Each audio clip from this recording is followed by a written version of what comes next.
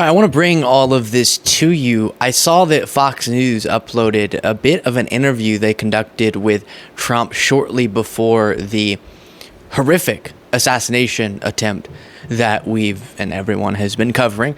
And in case you're just stumbling across this, to quickly say, despite my massive political differences, everyone on quote unquote my side, which we're not seeing this completely, but at least from elected Democrats we are, everyone needs to be clear in our opposition to political violence.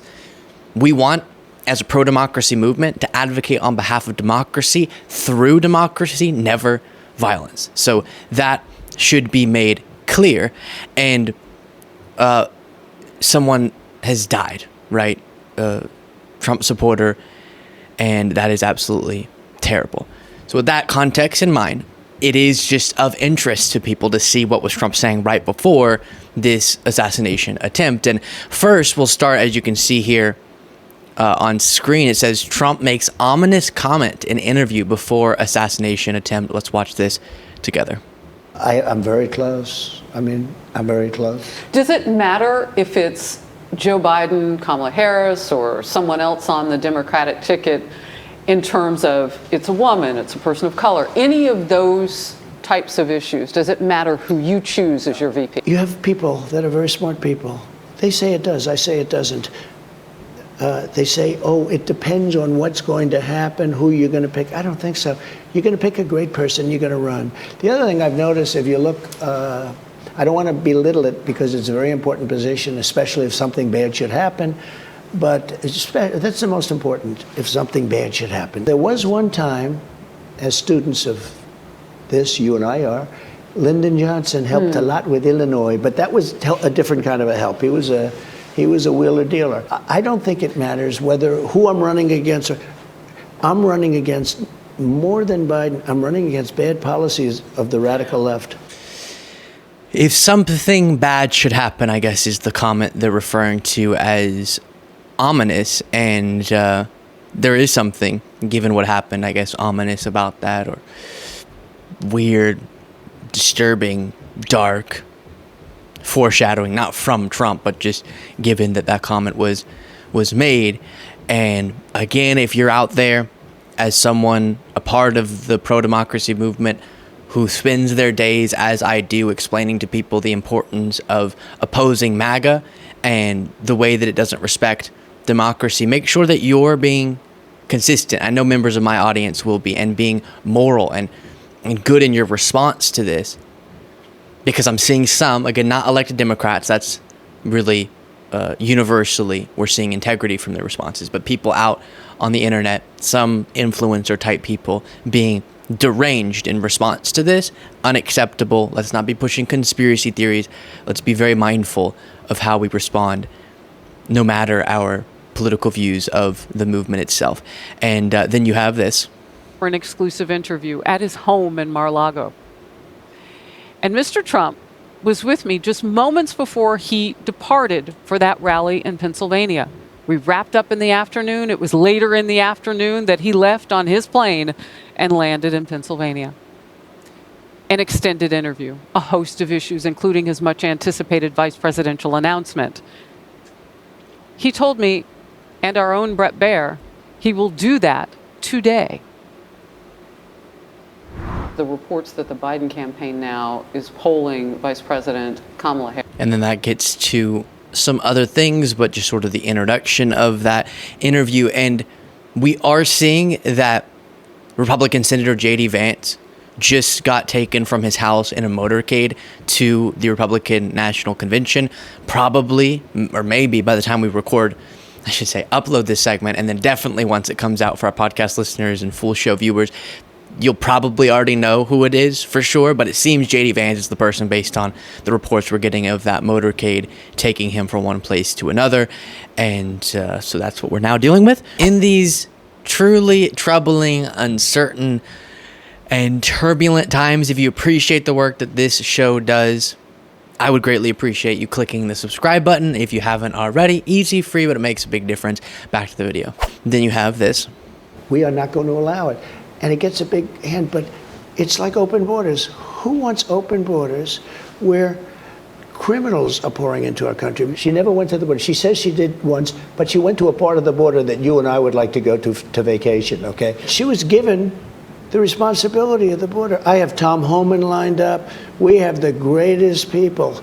We're going to close our border. We're going to have people come into our country, but they're going to come in legally. Now, you said, Dave. So I pulled that for you, not because it's new. We've seen him tell that lie so many times before, but because I was contemplating, and you're going to hear me contemplating this a lot in the coming days. How do we unify? How does that happen? Because I want it. I resonated with Biden's speech where he called for this. Reportedly, Trump is going to have a more unifying speech at the RNC, but while this was recorded before this horrific event, we already saw him send out a post again defaming E. Jean Carroll and lying about his legal cases. And that's not the way to unite, right? To lie and to divide through those sorts of untruths. And so I'm curious to hear from all of you, how do we do both?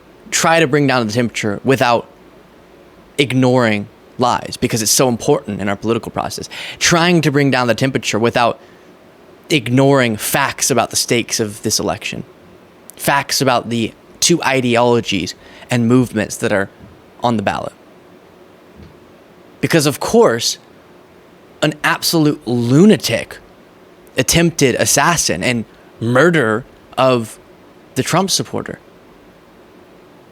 He was attempting to, in the worst way imaginable, interfere with the playing out of our democratic process. And so we can't let him do that.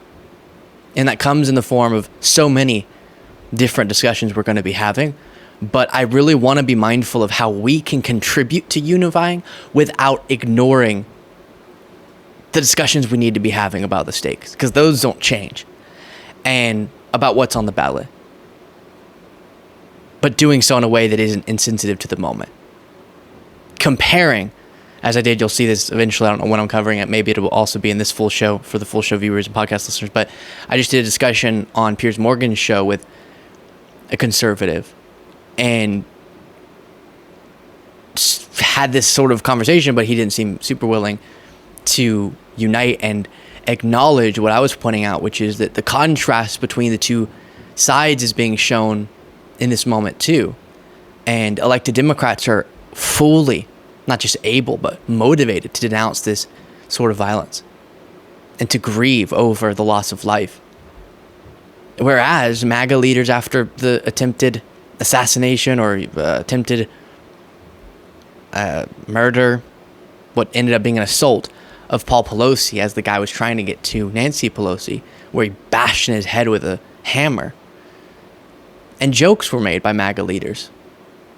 And I'm not talking about random people online, but instead prominent people like Trump himself and Don Jr., but then across the board, like Democrats here, denouncing, which is what they should do, and that's exactly correct. But that contrast is being laid bare. How do we point that out without being insensitive to the moment? So all of these things, the reason I'm saying it to you is so that we as a community, as a pro-democracy movement, and just as my audience individually, can make sure that we're thinking, introspective, and grappling with all of these things in such an intense, monumental moment. Here's more. Cost of things, and what it says 2025's project would be.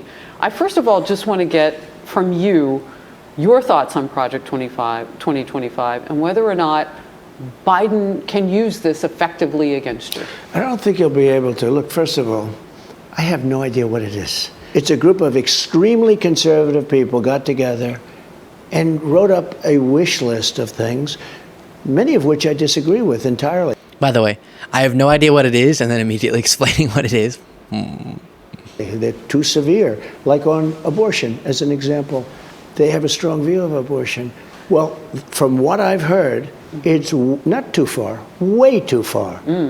They've gone really too far. I wanted to get abortion. I did a great job, but getting rid of Roe v. Wade, I was able to get it back into the states. And then on to that stuff, and it's a truly fascinating phenomenon. Seeing him run away from the policies of his movement, and that I think is mostly PR, but it shows you that even he understands the unpopularity of some of these items, like the reproductive rights stance, or lack thereof.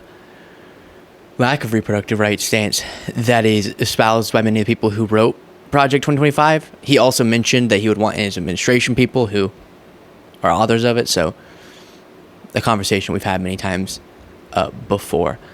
Let me know what you thought of all that in the comments.